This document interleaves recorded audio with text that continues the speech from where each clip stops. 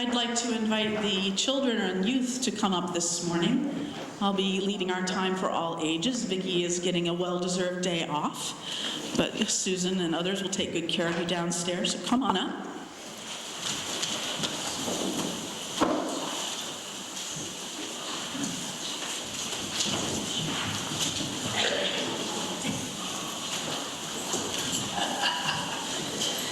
Guys, I overestimated my height here, I'm sure. All right. So do you guys know what is the fourth Unitarian Universalist principle?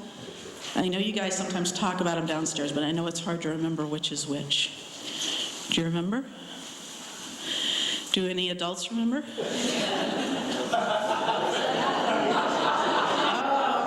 With our cards. Okay. Well, this was your chance to show off, but okay. So the fourth principle is to affirm and promote. No. No, it's the search for truth and meaning, a free and responsible search for truth and meaning. So those are big words. A free and responsible search for truth and meaning. Sometimes in the children's principles they say, we believe what is true. We try to find what is true. So what do you think it means, a free search for truth? What do you think that might mean? Any ideas? Yeah? You want to share it?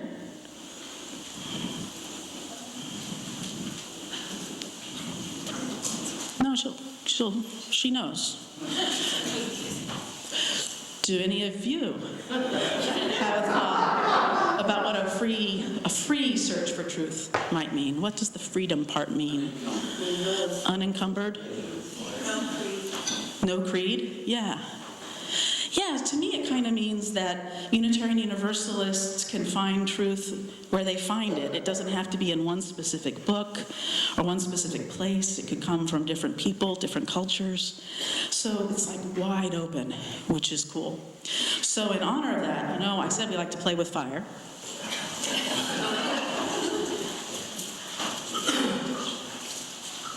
I have up here, they call these tea light candles or tea candles, and I'm going to light this one. This was a chalice given to me for my ordination. And this is for the free search for truth and meaning. Okay. The second part of the fourth principle is a responsible search for truth. Any ideas what that might mean, to be responsible when we're trying to find the truth? That was kind of a tricky concept. Any adults have a thought on that? What is a responsible search for truth? Don't believe in fake news. Yeah, don't believe in fake news. Don't hurt anyone in your pursuit of truth. That's good. Don't push your beliefs onto somebody else. Oh, that's good. Don't push your beliefs onto somebody else. Yeah, so the truth is really important and sometimes undervalued in these days. And it's really important to be responsible, to think about what you're told, and to see if you really believe it. So I think I'll light another tea candle, this time for the responsible search for truth.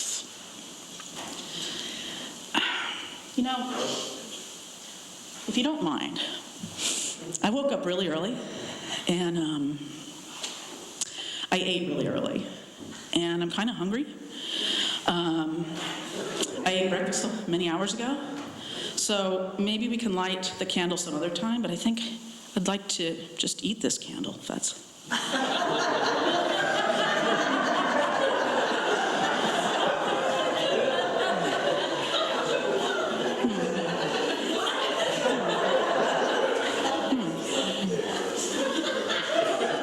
Gotta watch out for the wick.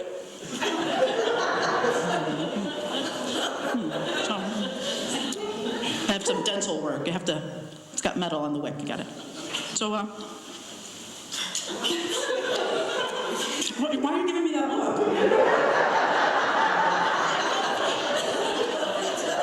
You don't think it's edible? You don't think it's edible?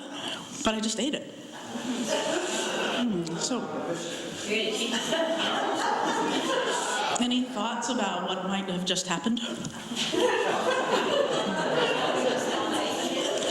Might not have been responsible.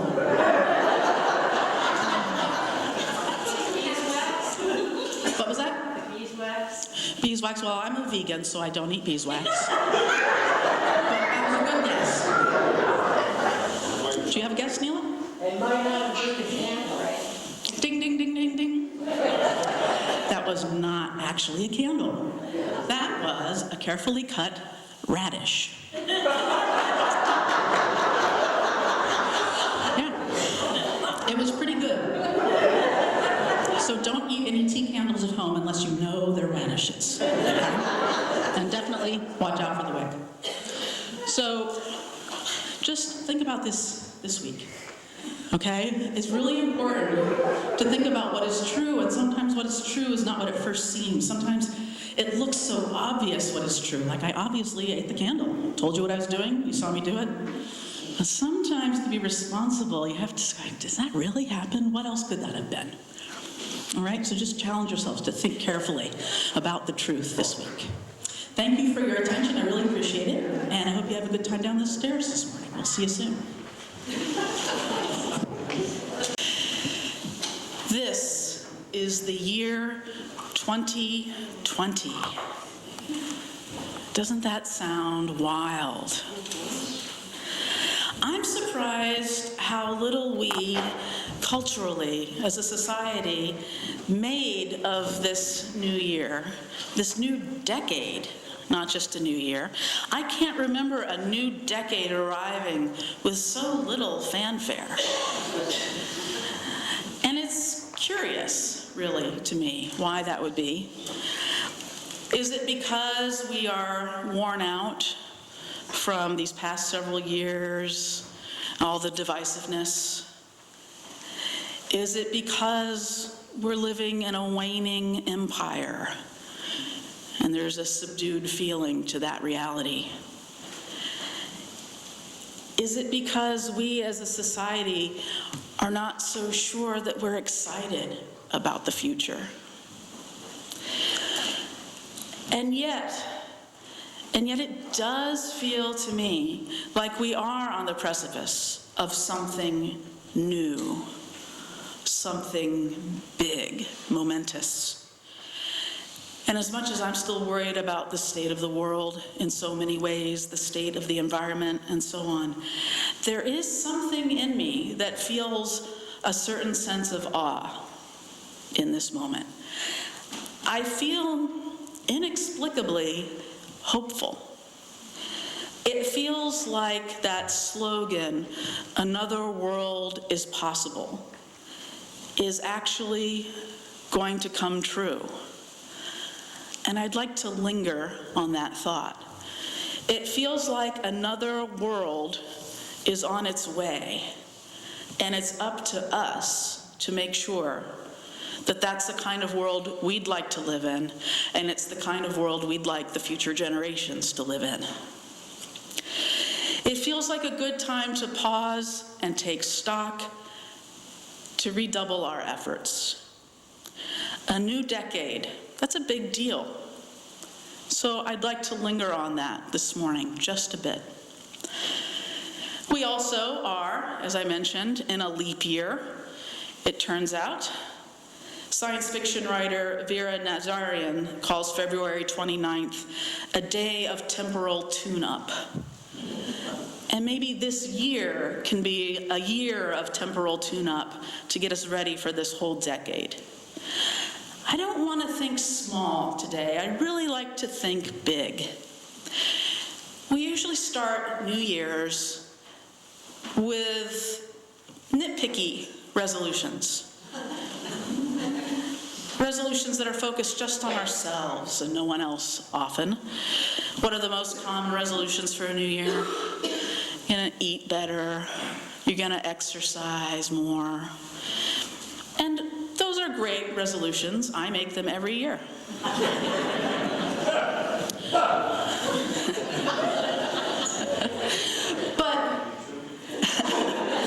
why not aim a little higher than than that? Why not think bigger? Why not resolve to make a complete transformation in the decade ahead? And why not a complete transformation for the world, not just our individual selves? Last year, actually way back in 2018, I shared a story from the Desert Fathers with you, and I'm going to share it again now. It goes like this. Abbot Lot is the young monk, and he goes to Abbot Joseph, the elder monk, and he says, "Father, to the limit of my ability, I keep my little rule, my little fast, my prayer, meditation, my contemplative silence. And to the limit of my ability, I work to cleanse my heart of negative thoughts. And I still have not found what I seek. What more should I do?" And the elder rose up in reply, and he stretched out his hands to the heavens, and his fingers became like 10 lamps of fire. And he said, "Why not be utterly changed into fire?" And why not? Why not be utterly transformed by the Spirit of truth and mystery and beauty? Why not be utterly transformed into people engrossed in a life of meaning and service? Why not, instead of focusing on our little rule, why not be totally transformed by our vision of what is holy? Why not be utterly changed into fire?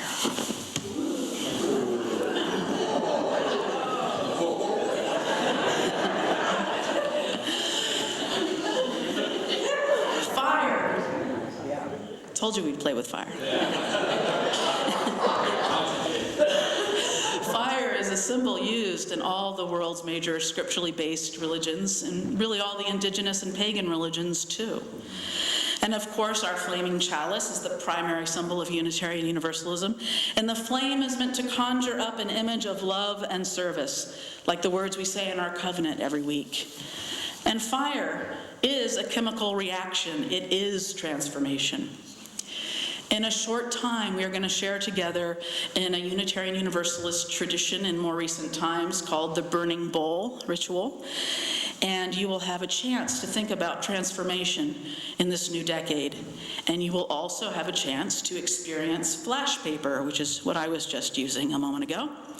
So for a moment, I'm going to ask the ushers, Elise and Caradwin, to come up and get one for each side, some pencils and flash paper.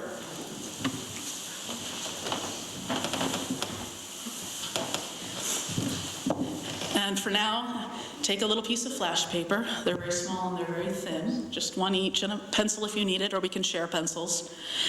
And I'll tell you what to do with them in a bit. Just for now, go ahead and take them. You know, at least I waited until the kids were downstairs. So while you're doing that, I'm going to tell a little story. I discovered a few years back, when I first tried this ritual, that it's actually quite hard to find flash paper. It turns out the only place I've ever managed to find it, searching high and low, was at a magic shop. When I first walked into a magic shop and asked the man working there, who was a magician, of course, if they carried flash paper, and he said, "Of course." And then he added, "That's a hot item." Yeah. So I have to tell you that I also had a bit of a flashback, no pun intended, when I first went into that magic shop a few years ago. I went through a brief period in my childhood of being interested in magic tricks. And it lasted only maybe a couple years. And I used to go to a local magic shop in my hometown all the time. And I'd buy whatever simple trick I could handle and actually afford with the few pennies I'd saved up. It was so much fun to go in there. The magicians who worked there couldn't resist an audience, no matter how small or how young. So depending on how busy it was on any given Saturday, I'd get to see 1 or 5 or 20 tricks for free. In any case, I was amazed to walk into the magic shop a few years ago, after decades of not being in one, and see the exact same tricks that I used to have. In this world of so much change and so much fancy digital stuff, it was astonishing to learn that analog magic, of all things, is apparently timeless. A little sleight of hand, a little distraction, maybe a bad joke, a little suspension of disbelief, perhaps just the willingness to let an illusion wash over you. And a magic trick really is magical. Unitarian Universalists are known for our love of reason, and that is a proud tradition, as I talked about a bit earlier. I'm glad that we like to use reason versus superstition. But my hope is that in our free and responsible search for truth and meaning, we allow a little room for some magic. We allow ourselves time to step away from the usual way of thinking and doing things to see if we can find new pathways and new connections. You can't always get where you need to, trying the same old things. Sometimes it takes leaps of faith. Before we begin the burning bowl ritual, I'd like to share words by Sarah Maitland from her book, A Big Enough God. Maitland writes, "I often dream I'm a tightrope walker. I climb the rope ladder slowly, carefully, adjusting to its wriggling. The wooden slats mutter to me all the way up. The rungs my right foot stands on say, if you are afraid of falling, you will fall. And the rungs my left foot presses say, if you believe you cannot fall, you will fall. Eventually, I arrive on the little platform at the top. I strip off my tracksuit, and I am revealed in all my sequined glory.